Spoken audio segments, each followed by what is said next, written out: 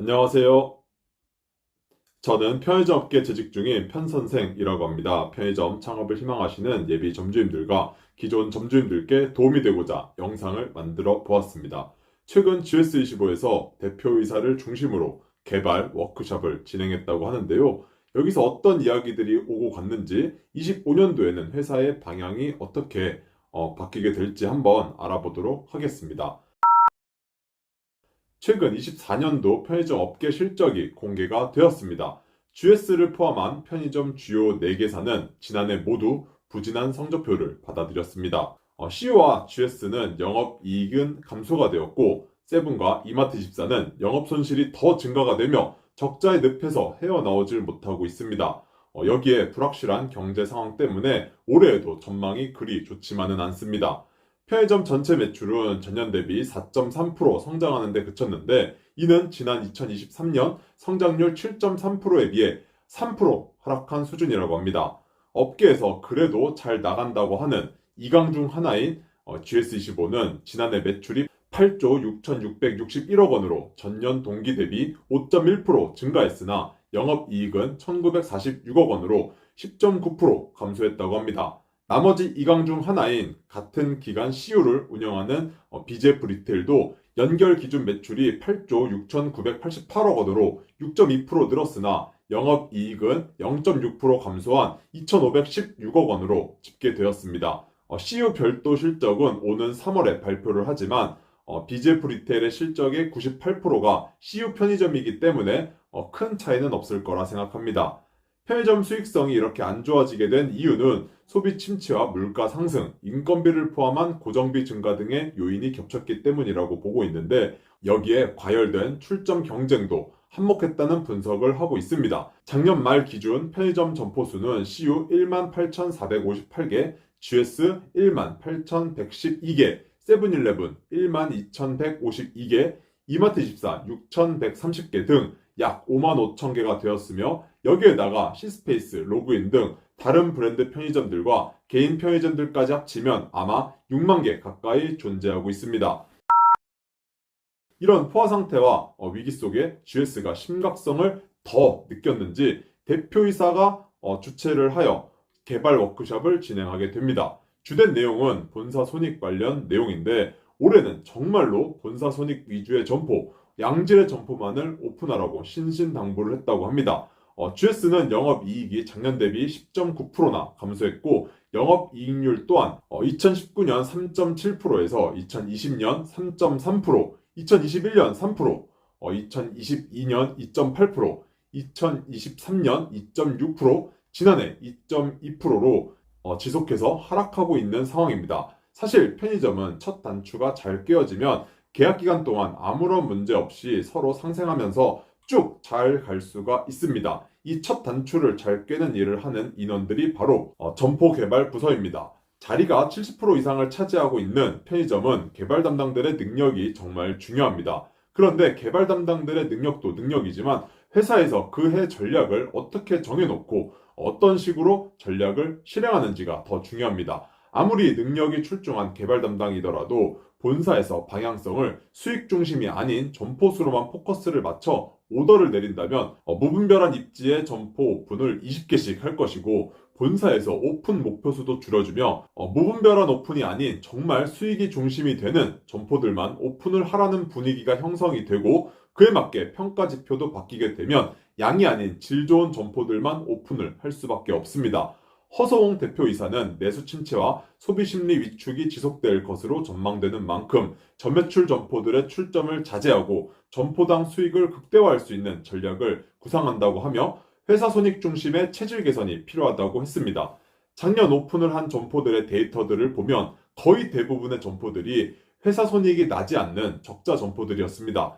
24년도에 영업이익이 10.9%나 감소하게 된 가장 큰 이유는 예상 매출 달성을 하지 못했기 때문입니다. 예상 매출을 달성하지 못한 이유는 여러 가지가 있는데, 개발 담당들의 진짜 생각하는 예상 매출로는 오픈 자체가 거의 불가합니다. 머릿속에 있는 예상 매출로는 오픈을 할 수 없을 뿐더러 조건도 좋지 않습니다. 그래서 예상 매출을 높게 잡아 조건을 들이면서 오픈을 시키는데, 이렇게 되면 오픈 후 예상했던 매출은 안 나오고 조건은 더 나갔으니 본사 입장에선 당연히 적자가 나게 되는데 본사가 점포 숫자에 올인을 하게 되면 이런 악순환이 반복이 됩니다. 실제로 작년 오픈한 대부분 점포들의 실제 매출이 예상 매출보다 확연히 미치지 못했다고 합니다. 본사 이익 면에서 신규 오픈한 점포들은 적자가 나게 되면 일반적으로 오픈을 한 가맹점주님들은 조건을 조금 더 받았음에도 불구하고 매출 자체가 나오지 않아 힘들고 적자가 나고 있다는 뜻입니다. 다만 매출 좋은 경쟁사에서 전환을 했거나 좋은 입지에서 전환한 점포들은 그만큼 조건을 많이 받아서 그래서 기존보다는 괜찮은 수익을 가져가고 있을 거라 생각합니다. 하지만 나중에 재계약할 때에는 이미 좋은 조건을 받고 있기 때문에 크게 받을 수 없는 게 단점이라면 단점이지만 그래도 지금 왕창 받아놓았던 게 더 도움은 되겠죠. 그리고 또 하나 자리가 좋지 않음에도 점포수 경쟁 때문에 그냥 마구잡이로 오픈을 했기 때문에 매출은 나오지 않고 점주님들도 죽어나고 본사도 적자가 나면서 영업팀이 힘들어지는 최악의 상황들만 생길 게 뻔해집니다.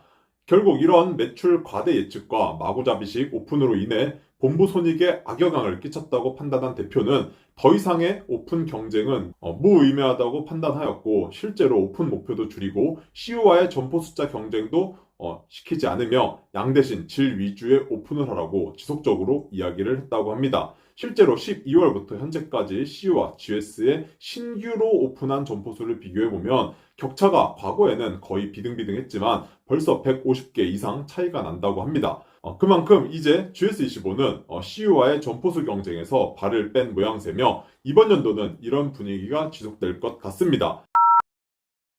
그래서 이전부터 계속 본부 손익 중심으로 간다고 노래를 불렀지만 사실 지켜지진 않았는데 올해에는 정말로 본부 손익 중심으로 방향이 흘러갈 것 같고 이렇게 되면 점포 개발은 저매출이 예상되는 점포들은 최대한 오픈을 하지 않으려고 할 겁니다. 이제는 CU보다 오픈을 못해도 크게 뭐라고 하지 않고 오히려 안 좋은 점포들을 오픈하면 욕먹고 평가가 안 좋게 되는 분위기가 형성이 될 것이기 때문에 과거처럼 무자비하게 오픈을 하기는 쉽지 않을 것입니다.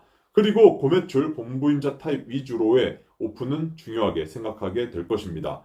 이미 이마트24나 세븐일레븐도 이런 분위기로 점포 개발을 하고 있어 오픈 수가 한 달에 40개 미만으로 거의 하지 못하는 분위기입니다.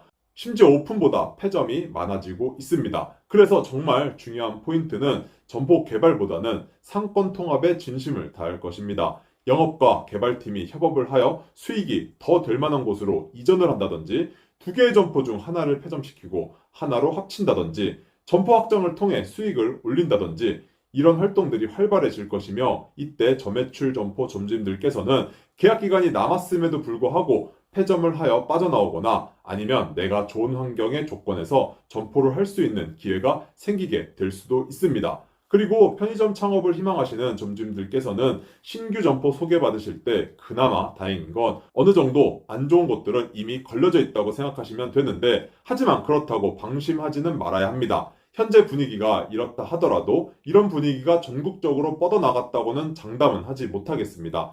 대표를 중심으로 이런 분위기가 형성이 되어가는 중이지 어느 지역과 어느 팀에서는 정말 오픈이 없거나 과거의 마인드를 버리지 못한 리더가 있으면 마찬가지로 아무거나라도 오픈을 할 겁니다. 사실 가장 위험한 분들은 점포 소개를 받으시는 분들이 아니라 본인 상가에 월세 안 나가니까 괜찮겠지 하시며 오픈하시는 분들입니다. 월세가 아무리 안 나가도 장사가 안 되면 5년이라는 시간이 정말 지옥의 시간을 보낼 수 있으니 꼭 많은 고민을 해보시고 오픈을 하시기 바랍니다. 적자로 인해 어쩔 수 없이 경쟁에서 발을 진작에 뺀 세븐과 이마트24와는 달리 영업이익이 그래도 나고 있고 업계 1, 2위를 다투고 있는 GS마저도 경쟁에서 발을 빼면서 편의점 업계 상황이 그렇게 좋지만은 않다는 걸 간접적으로 알 수 있을 겁니다. 비단 편의점 문제뿐만 아니라 다른 업종들도 마찬가지입니다. 지금 외적으로 너무 좋지 않은 상황이고 혼란스러운 상황입니다.